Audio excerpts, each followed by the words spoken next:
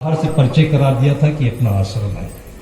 और आज 10 वर्ष के बाद में भी हजारों लोग उनको मिले होंगे, लेकिन उनको याद था कि मेघाघाट हम गए हुए हैं। किसी को आप अहेतुक रूप से भी याद रखिए तो उसके दिल में आप इंसान नहीं भगवान के रूप में बसे होंगे। अपने बेटे हैं, बहू है, सेवा करे तो बेटा है, बहू है, और कभी अपने मन के अनुसार नहीं करे तो क्या है, तब भी कुछ सोचिए। बल्कि अपने जीवन भर के व्यवहार को उसी स्तर पर ले जाइए कि किसी से किसी का कोई डिमांड नहीं होना चाहिए, कोई शर्त नहीं होनी चाहिए। जिसको विवाह कहते हैं, आज देखता हूं तो इतनी हंसी आती है।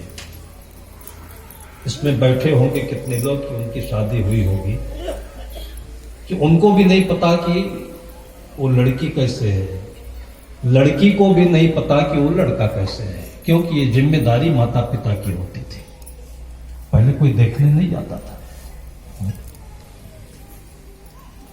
और लोगों को भरोसा था। भरोसा दुनिया की सबसे बड़ी दौलत है, सबसे बड़ी ताकत होती है। और ताकत ही नहीं होती है, इसमें परिवर्तन करने की शक्ति भी होती है, जिसके आधार पर रत्नाकर वाल्मीकि बन जाते हैं, अंगुलीमाल विरक्त बुद्ध बन जाता है। ये भरोसा होना चाहिए। हमारे मन की ऐसे ऐसे विचार आते रहते हैं। उन्हीं विचारों में से है कि सब कमरों में ताला लगाए रखते हैं, उसमें अपने बच्चे रहते हैं, बहुएं रहती है, अपना परिवार रहता है, सब में ताला लगाए रखते हैं। ये ताला ही सबके मनों को खराब करता है।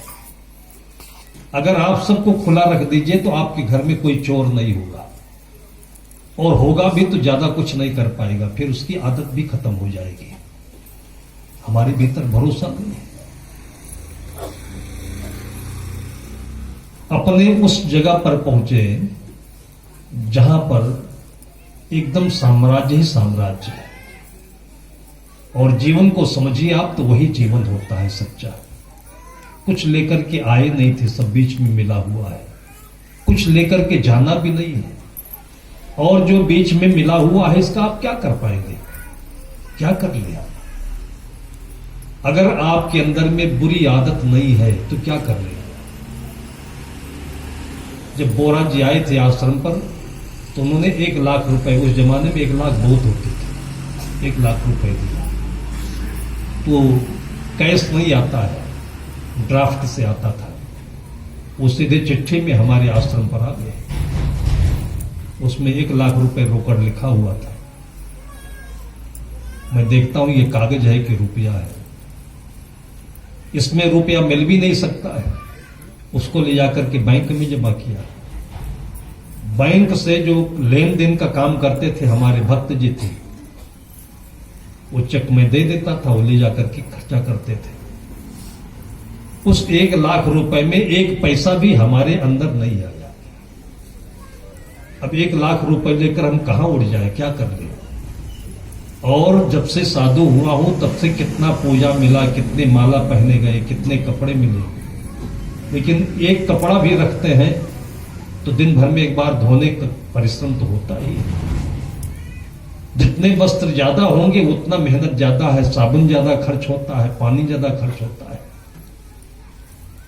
शायद मोदी जी ने कोई साधु को देखा होगा तो कपड़े सब अपने आप से रगड़ कर धोने पड़ते थे, तो आधी बाही काट कर अलग कर दिया, कहा कपड़ा थोड़ा छोटा होना चाहिए, साबुन कम लगेगा।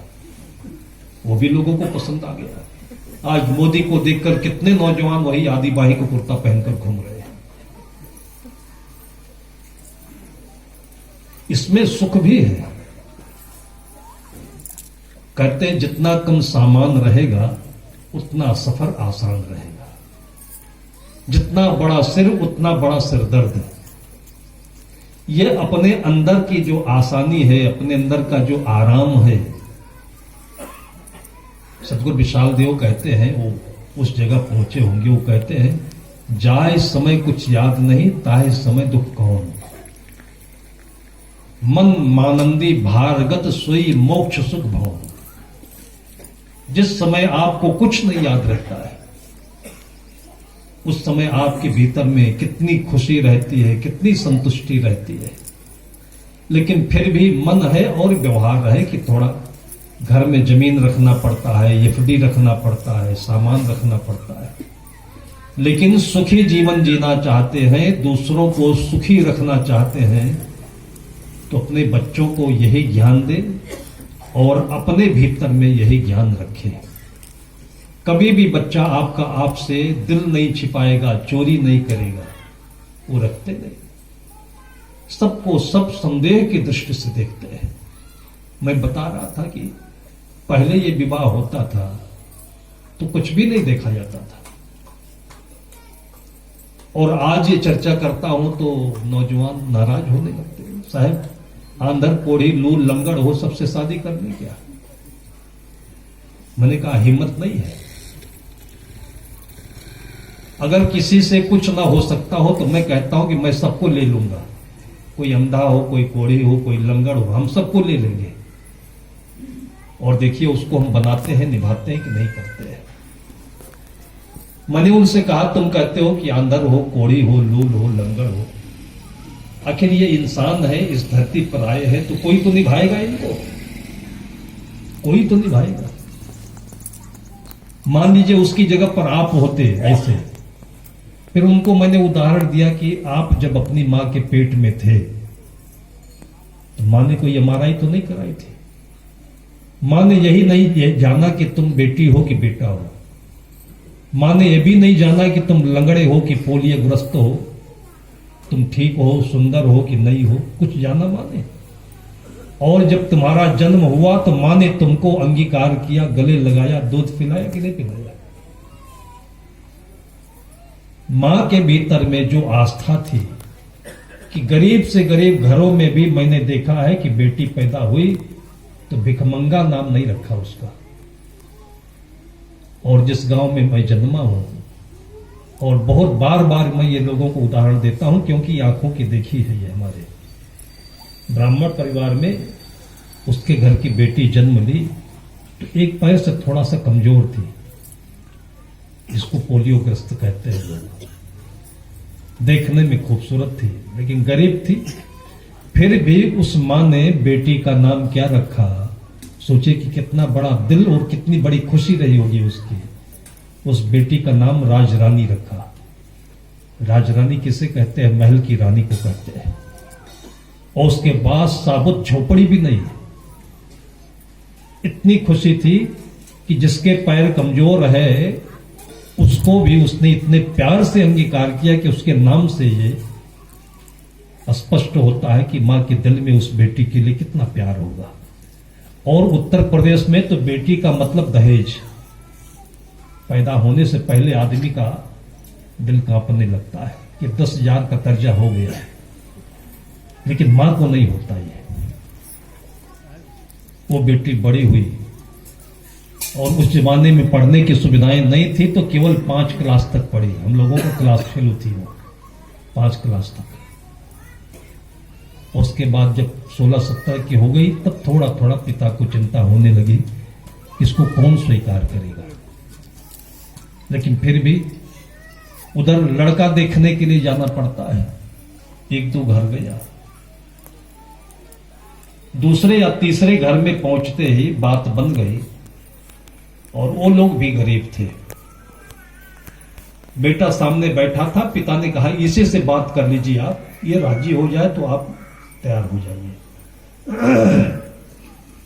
बेटा सब बात सुनता रहा। उसने कहा मैं राजी हूं, हमारे माता पिता की जो आज्ञा है उनका भाव है, मैं राजी हूं। पिता इतना खुश हुआ कि इतनी जल्दी मेरी बेटी का विवाह तय हो जाएगा, दूर दूर तक नहीं सोचा था। फिर उसने बताया, खोल कर बता दिया कि मेरी बेटी के पैर में थोड़ी सी कमी है। वो लड़का नाराज होते बोला कि बाबूजी, आपकी बेटी से मेरा विवाह तय हो रहा है, उसके पैर से नहीं हो रहा है। उसका पैर मैं हूं, मेरे दोनों पैर ठीक है। और विवाह खुशी खुशी में हुआ। और उस विवाह में केवल 20 आने पैसे उसने दिया था। 20 आने उस समय दक्षिणा दिए जाते थे। और कुछ था नहीं उसके पास। ससुराल गई बेटी, वो लड़का बीएससी पढ़ता था, उसे कि दूसरे तीसरे साल में उसको शिक्षक पद पर नियुक्ति मिल गई और उस समय में 200-250 रुपए से ज्यादा वेतन नहीं मिलता था। लेकिन कहते हैं कि घर में जो नक्षत्रशाली जन्म लेता है तो घर में ऐसा लगता है कोई आया है। पहुना आ जाए तो बेटी जन्म ले, तो बहू आ जाए तो बेटा हो, तो कोई कोई ऐसा नक्षत्रशाली होता है, भाग्यशाली होता है कि आने के बाद ही, और कभी कभी तो पेट में मां के रहता है तभी सब परिवर्तन आने लगता है। मुख्यमंत्री की भी कोई कमाई होती है, उसकी आने के 1 महीने पहले से तहसीलदार और कलेक्टर चक्कर लगाने लगते हैं, आखिर वो भी तो एक बेटा है किसी का। ये सबका अपना अपना भाग्य होता है, प्रारब्ध होता है, और वो दिखता नहीं, फिर भी उसको आप देखिए, मानिए, समझिए, तब आपके मन में बुरे विचार नहीं आएंगे, संदेह नहीं होगा, चिंता नहीं होगी, और बच्चों के ऊपर आप उबलेंगे नहीं, भार नहीं बनेंगे बच्चे आपके ऊपर। वो बहू बन करके गई और उसके बाद उसके घर में ये भाव फैल गया कि जब से ये बेटी आई हुई है तब से हमारे घर में उजाला आया है उस घर में। और उस बेटी को जिस गांव में जन्मी थी, किसी गांव के आदमी ने राजरानी कहा ही नहीं। क्यों? गरीब थी, गरीब की बेटी थी। सब लोग उसको लंगड़ी लंगड़ी कहते थे। हम भी नहीं जानते थे कि इसका नाम राजरानी है, लंगड़ी कहते थे। और सुनती भी थी, वो नाराज भी नहीं होती थी, घर वाले भी सुनते थे। भाई अपने को पता है कि हमारी बेटी है, कोई लंगड़ी कहे चाहे कहानी कहे, उससे क्या फर्क पड़ता है, हमारी बेटी है वो। ये सत्य है। सदगुरु कबीर साहब कहते हैं कि सत्य साचा भला जो साचा दिल होए। हम लोगों के पास सत्य तो होता है लेकिन बड़बड़ाने के लिए होता है। लोग कहते हैं ना कि जो कुछ हम कहते हैं साच साच कहते हैं, ये सत्य नहीं है कि सबकी बुराई गाते रहो, सबकी निंदा करते रहो, कहते हो कि मैं साच साच बोलता हूं। सदगुरु कबीर साहब कहते हैं सत्य साचा भला। अगर आपकी कोई बुराई करता हो तो आपको अपने भीतर का राम दिखाई पड़ना चाहिए, उसकी बुराई नहीं दिखनी चाहिए। और इसलिए बार बार बार बार राम बिना नर होई हो कैसा, बाट मांझ गोबरौरा जैसा। उस राम पर दृष्टि ना होने की वजह से कुछ थोड़ा सा फायदा हो गया तो एकदम से सिर भारी हो जाता है, सीना चौड़ा हो जाता है, फिर उसके बाद पचकता भी है। फिर कुछ थोड़ा सा नुकसान होता है, थोड़ी सी बुराई सुन लेते हैं तो एकदम बेहबल हो जाते हैं। अपनी आंखों के सामने वो राम रखे। उस लड़की को लंगड़ी को राजरानी कोई कहा ही नहीं। फिर उसके घर में जो तरक्की हुई कि आज के जमाने में आदमी के पास अच्छा पैसा मिलने लगता है तो घर बनाता है, जमीन खरीदता है, उसके बाद तीसरे नंबर पर गाड़ी लेता है। वो गाड़ी का जमाना नहीं था। उस जमाने में लोग रखते थे घर में घोड़ा, अच्छा घोड़ा हो। लेकिन उसके घर में उस जमाने में हाथी आया। हाथी तो बहुत बड़ी सल्तनत मानी जाती थी, किसी राजाओं के घर में ही होती थी हाथी। हाथी आया, मायके के लोगों को खुशी हुई कि मेरी लंगड़ी बेटी जहां गई वहां सब सशक्त हो गए। तब इन लोगों ने अनुरोध किया कि बेटी एक बार आजा हाथी के साथ में। तो हाथी पर बैठ करके आई। फिर वो तो गांव के चारों तरफ खेती है, मैदान, उसके चारों तरफ बगीचे हैं, जंगल है। तो उसी बगिया में जब हाथी पहुंचा है तो कुछ कुछ लोगों ने देखा होगा कि ये तो लंगड़ी है, हाथी पर बैठकर आ रही है। और सुन रहे थे लोग कि जहां पर गई हुई है लंगड़ी उसके घर में हाथी आ गया है। अब ये बात एक कान दो कान खुला मैदान इतनी तेजी से आग की तरह से फैला है कि वो बेटी हाथी पर बैठकर आ रही है। तो मैंने देखा है कि जो लोग अपने खेतों में काम धंधा में लगे हुए थे, सारे अपना काम वहीं छोड़ करके उस बेटी को देखने के लिए गए। जैसे कि रामायण सीरियल जब शुरू होता था ना तो पूरे गांव में सन्नाटा हो जाता था, शरीर काम बंद करके लोग सीरियल के पास पहुंच जाते थे। और वो सीरियल की सीता बन गई राजरानी। मैंने अपने कानों से सुना कि उस दिन सब लोग यही बोले, चलो राजरनिया हाथी पर बैठकर आ रही। किसी ने नहीं कहा लंगड़ी हाथी पर बैठकर आ रही है। चलो देखा जाए, राजरनिया हाथी पर बैठकर आ जा रही है। और उसके बाद जो भीड़, कि कितने दिनों तक हाथी उसके घर पर बंधा और गांव में और सबके यहाँ टहलता जाता वहां बगिया में, और रोजाना 10, 20, 50 उसके घर पर हाथी देखने आते थे। और तब उसने अपना नाम बदला है, लंगड़ी से राजरानी बनी है वो। शायर कहता है, खुदी को कर बुलंद इतना कि हर तकदीर के पहले खुदा बंदे से खुद पूछे, बता तेरी रजा क्या है। ये संतोष है, ये संतृप्ति है, ये आत्मा की सल्तनत है। हम कहते हैं कि कुछ भी आपके पास नहीं हो, किसी जगह पर आप 1 घंटा 2 घंटा आंख बंद करके बैठिए और देखिए सब कुछ होता है कि नहीं होता है। सदगुरु विशाल देव के पास में कुछ भी नहीं था। ये सब जीवंत उदाहरण है, आप लोगों के सामने रखता हूं। इसलिए रखता हूं कि ये कहानियां और कहानियां नहीं, ये उदाहरण, ये आदर्श आपके बच्चों के अंतःकरण में स्वर्ण अक्षर में लिखे होना चाहिए। और फिर देखिए तो आपका बेटा लाल होता है कि नहीं, जवाहर होता है कि नहीं, हीरा मोती होता है कि नहीं होता है। आप तो राम को छोड़ करके फिर सब कुछ उसको दिखाते हो, बताते हो, बनाते हो, और तभी वो सड़ता पिघलता चला जाता है। उस शक्ति को पहचानिए।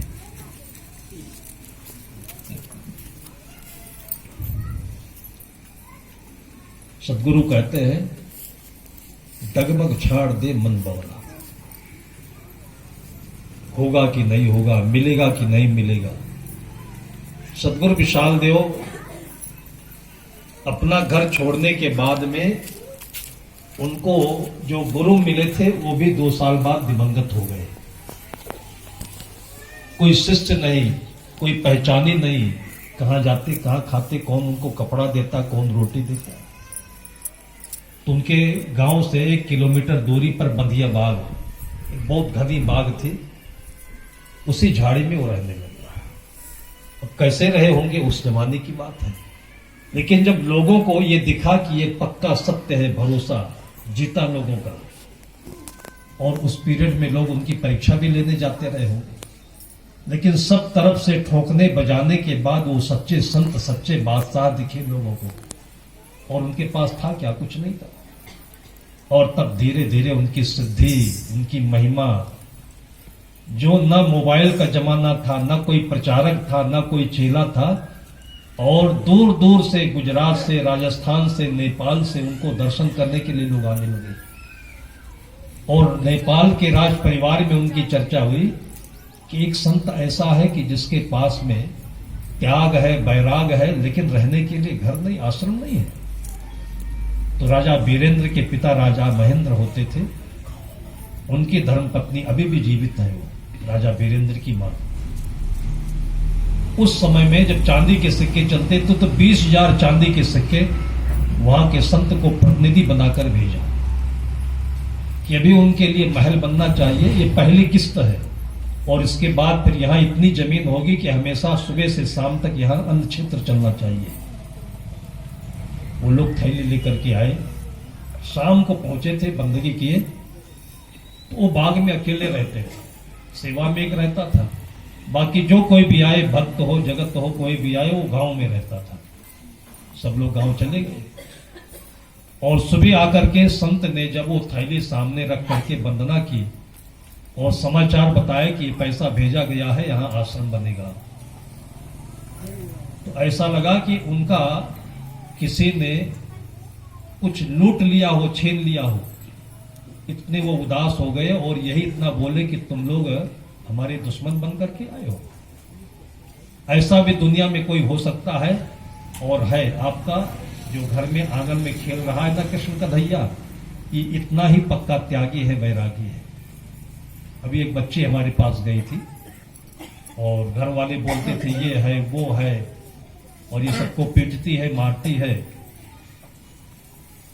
और पहुंची, मैंने उसके सिर पर हाथ रखा और निकाल करके भरी मुट्ठी में उसको मैंने पसार दिया, नहीं दिया उसको। बार बार उसको देने की कोशिश की, नहीं दी तो हाथ फैलाया तो फिर एक दाना निकाल करके मुख में डाल दिया।